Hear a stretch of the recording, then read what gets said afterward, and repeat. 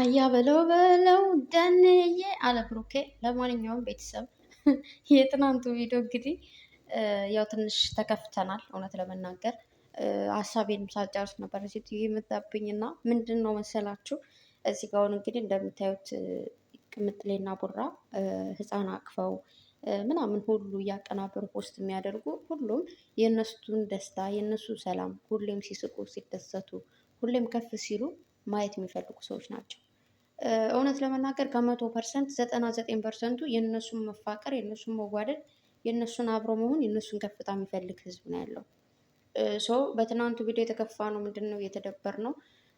ሁላችንም ብዙ ነገር የምናደርገው ቻናል ሸር የምናደርገው እንደዚህ እንዳልኳቸው በጣም ብዙ ሰዎች እንደዚህ የሚያቀነባብሩት ምንድን ነው እነሱ ከፍ ብሎ ማየት ስለሚፈልጉ የእነሱን ለውጥ የእነሱን ደስታ የእነሱን ሰላም ስለሚፈልጉ ስለምንፈልግ ማለት ነው። ሶ አሁን ለምሳሌ ሁሌ እንደምላችሁ የሆነ እንደዚህ አይነት ድራማ ሲጀምሩ እነሱም ሆነ ሌላ ዩቱበር እንትን አላቸው ዳይሬክተር አላቸው ባይዘው ግን እዚህ ጋ አሁን የተሰራው እንትን ምንድነው ድርሰት ወይ ደግሞ ምን ልበላችሁ እዛ ጋር የሆነ ጥፋት አለ። ለምን መሰላችሁ? አይታችሁ ከሆነ አንዳንድ ዩቱበሮች ለምን 300 ኬ የሚግቡ 200 ኬ 100 ኬ ይግቡ እንደዚህ ድራማ ውስጥ ካሉ አይከበርም፣ ያልፉታል። ከዛ በኋላ ካለፈ በኋላ ነው የሚከበረው፣ ወይ ደግሞ ያን ቀን ብቻውን ያከብራል ወይ ብቻዋን ታከብራለች ማለት ነው። ሶ አሁን ለምሳሌ ጥፋቱ የእንትና ነው ብዬ ልናገር ምናምን አልመጣም፣ እሱንም አላደርገውም። ምክንያቱም እኔ ማንኛውም ሰው መተቸት አልችልም። እንዲሁም ደግሞ የእንትና ጥፋት ነው የእንትና ጥፋት ነው ማለት አንችልም። ምክንያቱም የስራው ባህሪ እና የስራው እንትን ነው ማለት ነው ማለት የስራው ሂደት ነው። መጀመሪያ ላይ የሆነ እንትን ስታደርጉ የምታደርጉት ነገር አለ። ሲቀጥል ደግሞ አይ ቲንክ ወቅት ቃላቴ ያኔ እንደዚህ ድራማ የጀመሩበት ታይም ትክክል ላይሆን ይችላል። ማለት ወይ 200 ኬ የገባች ቀን ወይ ያኔ በቃ ብሩኬ ወደ ቅምጥሌ ሲሄድ መታረቅ ነበረባቸው። ምክንያቱም ከቅምጥሌ በኩል ያሳያል 200 ኬ መቼ እንደምትገባ ማለት ነው። አይ ቲንክ 1000 ሰው 500 ሰው ብቻ ነበር ይመስለኛል የቀረው ማለት ነው። ምክንያቱም አይታችሁ ከሆነ ቪዲዮ እንደተለቀቀ ነበረ 250 ኬ የገባችሁ ማለት ነው። በእነሱ በኩል ያሳያል። አሁን ለምሳሌ በእኔ በኩል ያሳየኛል መቼ 200 አሁን ለምሳሌ 200 ስንት ነኝ 13 ኬ ከሆንኩኝ 14 ኬ መቼ እንደምገባ ያሳኛል በእኔ በኩል ማለት ስንት እንደቀሩ። አንድ ሰው የሚቀራችሁ ቤተሰብ 14 ኬ አይለውም። ልክ ያቺ አንድ ሰው እስክትሞላ ያን ቀን መታረቅ ነበረባቸው። ከዛ በበነገው አብረው ማክበር ነበረባቸው ብዬ አስባለሁ። ነገር ግን መሆን የነበረበት ምንድን ነው ትናንት እንኳን እንደዚህ የእንትኑ ምንድን ነው የሚባለው ፕሮግራሙ መከበር አልነበረበትም። የፕሮግራሙ ሳይሆን መሆን የነበረበት ወይ ብሩኬን ልጁ ይቅርታ ብሎ ወይ ደግሞ ብሩኬ በቃ ፒስ እንፍጠር ምናምን ብሎ ልጁ ጋር ተገናኝተው ዛሬ የቅምጥሌ ፕሮግራም ቢከበር በጣም አሪፍ ነበረ። የሆነ ስህተት አለ። ምክንያቱም በጣም ብዙ እንዳልኳችሁ ቤተሰብ እነሱ በጣም ፒስ ናቸው። ማንም ከማን ጋር ተጣልቶ አያውቅም። ማንም ከማን ጋር አልተጣሉም። ነገር ግን እኛ ማየት እንፈልግ ነበረ ሁለታቸው በቃ ደስ ብሏቸው ሲጎራረሱ ምናምን ብቻ አይደለ በደስታ ሲያሳልፉ ማየት እንፈልጋለን። ይህን ደስታ ስለምናይ ነው ስለምንፈልግ ነው ሁላችንም ሰፍ ብለን እየጠበቅን የነበረው። ነገር ግን ለእኛ አላሳዩንም። አንዷ እህቴ እንደውም ምን አለች፣ እየሳኩ የነበረ ማታ ብቻ ሙዴ ሁሉ ጥፍትፍት ብሎ ነበር ማታ። ከዛ ምን አለች፣ ትናንት ቅምጥሌ አንቺ እጅሽ እንዳትቆረጭ እኔ ልጥረገው እያለ ብሩኬ ቅምጥሌ ደግሞ ብሩኬን አይ አንተ እጅን ይቆርጣል እኔ ልጥረገው እያሉ አምሽተው ብርጭቆውን ከዛ ዛሬ ደግሞ መጠው እንደዚህ ገጭጓ ብለው ተመለሱ። ከዛ ደግሞ ኬካቸውን አሁን እየበሉ ነው አላለችም። እንደዚህ አይነት ኮሜንታች እየሳኩ ነበርና ባይዘ ወይ አንዳንድ ሰዎች ግን ታድላችሁ ማርያምን። የሰው ልጅ በተደበረበት ታይም ላይ ይሆናል በተበሳጨበት ታይም ላይ ራሱ ልቡን የሆነ ደስ የሚለው ነገር ማድረግ ትችሉበታላችሁ እና ይመቻችሁ። በቃ ኑሮልን እናንተ ሰዎች የምሬ ነው። አንዳንዴ በጣም ደብሮ ምናምን የሆነ ኮሜንት ሳይ በጣም ብዙ ደባሪ ኮሜንት ያላችሁ፣ ከዛ ደግሞ ደስ የሚል ኮሜንት ሳይ ትስቃላችሁ። እና ስለዚህ እዚህ ጋር ማንንም አትተቹ። የመተቻቸት ጊዜ ላይ አይደለንም ማለት በቃ ስራ ጀምሯል፣ ስራው አላለቀም።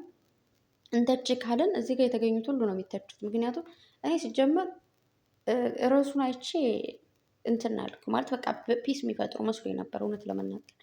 ግን እንዳያችሁት እንግዲህ ያው እነ ሚፍታም መጀመሪያ ማድረግ የነበረባችሁ መጀመሪያ እነሱ ታርቀው የዛሬው ፕሮግራም ምንድን ነው መሆን የነበረበት እናንተ አግኝታችኋቸው እነሱም በቃ ሰላም ፍጠሩ ምናምን ብላችሁ ሰላም እንዲፈጥሩ አድርጋችሁ ከዛ በኋላ ሰላም ከተፈጠረ በኋላ ነው ሲጀመር እንደዚህ አይነት ፕሮግራሞች መሆን ያለባቸው ማለት ነው።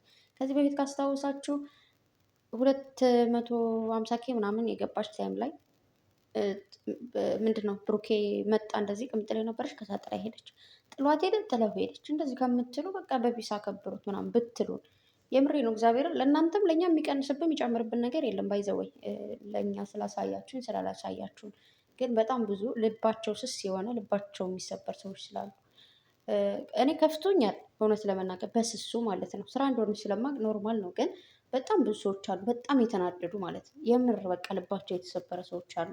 የሆነ ከልባቸው እንትን ስለሚሉ ማለት ነው። ስቲል ናው ስራ እየመሰለኝ አይደለም የሚሉ አሉ እና እንደሱ አትበሉ።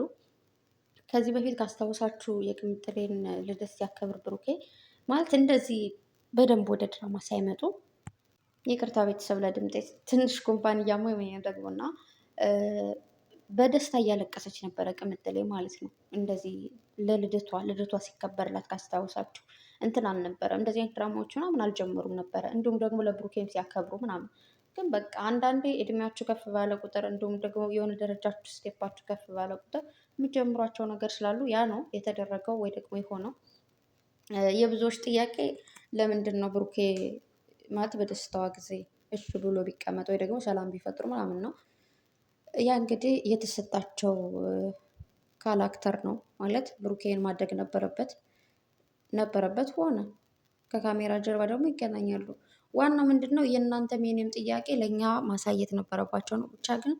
እና ደግሞ አንድ ነገር መናገር የምፈልገው ነገር በጣም ብዙ ሰዎችም በውስጥም ስለምጠይቁኝ ነው። እና ለምንድን ነው ብሩኬ የሆነ ፕሮግራም ሲደረግ ወይ ደግሞ ብቻ የሆነ አሪፍ ነገር ሲኖር ከሱ ቻናል ላይ የሚጭነው አይነት ነገር ነው እያላችሁኝ። እና አንድ ነገር ልነግራችሁ የምፈልገው ነገር ማለት ነው ይሄ ነገር ብሩኬም ቅምጥሌም በየራሳቸው ቻናል ፖስት ይደረጋል አይደል? ለምሳሌ ከትናንት በፊት በቅምጥሌ ቻናል ፖስት ተደርጓል። የትናንቱ ደግሞ በእሷ ላይ ፖስት ሊደረግ አይችልም። ምክንያቱም ፕሮግራሙ የሱ ነው ማለት የሚፖሰትበት ቀን የሱ ነው። የቻንስ ጉዳይ ነው። ከዛ በሱ ተፖሰተ ማለት በዛ ላይ ደግሞ ሁለታቸው ማለት አንድ ናቸው። በነገራችሁ ላይ ምንም የሆነ እዚህ ጋር ሰሩ እዛ ጋር ሰሩ፣ አንዳቸው ሲወድቁ አንዳቸውን ያነሳሉ፣ አንዳቸው ከፍ ሲሉ አንዳቸውን ከፍ ያደርጋሉ። ምንም በቃ እንዴት መሰላችሁ አንዳንዴ ማለት ነው አይደለም ባልና ሚስቶቹ ነው በአዳ ሆኖ ራሱ ካጠገባቸው ያለ ሰው ይበልጣል። ለምሳሌ እኔ ከእህቴ ከወንድሜ ከእናት ከአባቴ አሁን ላይ የምትበልጠኝ ማዳሜ ነች። ምክንያቱም ከአጠገብ ያለች እሷ ነች። ሳለቅስ ታየኛለች፣ ስስቅ ታየኛለች፣ የሆነ ነገር ስደሰት፣ ስቦርቅ፣ ሳለቅስ፣ ሳዝን ከአጠገብ ያለች እሷ ነች እና እሷ ትበልጣለች። ገባችሁ? የሆነ እንደውም ከእናቴ በላይ የምታስብልኝ ሁላ ይመስለኛል አብሬያት ስላለው ማለት ነው። ያኔ ቤተሰብ ሊያስብላችሁ ይችላል ምናምን፣ ግን እዚህ ጋር ደርሰውን የደፈት ብላ ነሱኝ ሰው ከአጠገብ ያለ ሰው ይበልጣል። ሁለታቸው እኔ አይመለከተኝም ስለ ቅምጥሌ ከቡራ በላይ ለብሩኬ እኔም አይመለከተኝም ከቅምጥሌ በላይ ሁለታቸው እርስ በርሳቸው ይተዋውቃሉ፣ በደንብ አድርገው ይናበባሉ።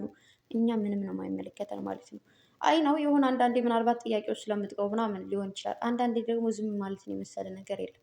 አንዳንዴ ከምትጠይቁ አለመጠይቅ ደግሞ ጥሩ ነው። አንዳንዴ ደግሞ ብትጠይቁ ሁሉም ነገር ጥያቄ መልስም በቦታው ሲሆን ደስ ይላል። የሆነ ታይሙን ጠብቀን ብንጠይቅ።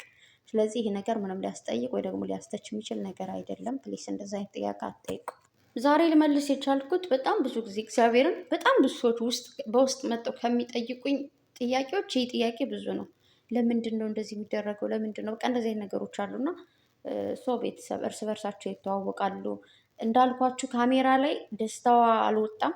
ያ ነገር አናድዶናል። ግን ከካሜራ ጀርባ ደስተኛ ናቸው። ካራክተሩን ተጫወቱ፣ ጨረሱ። ከዛ ቢስ በቃ የሆነ 30 ደቂቃ 40 ደቂቃ ቪዲዮ ይለቀቃል። ከዛ በኋላ እኛ ደግሞ 24 ሰዓት እንጨነቃለን ቪዲዮ እስኪለቀቅ ታይም ላይ ማለት ነው።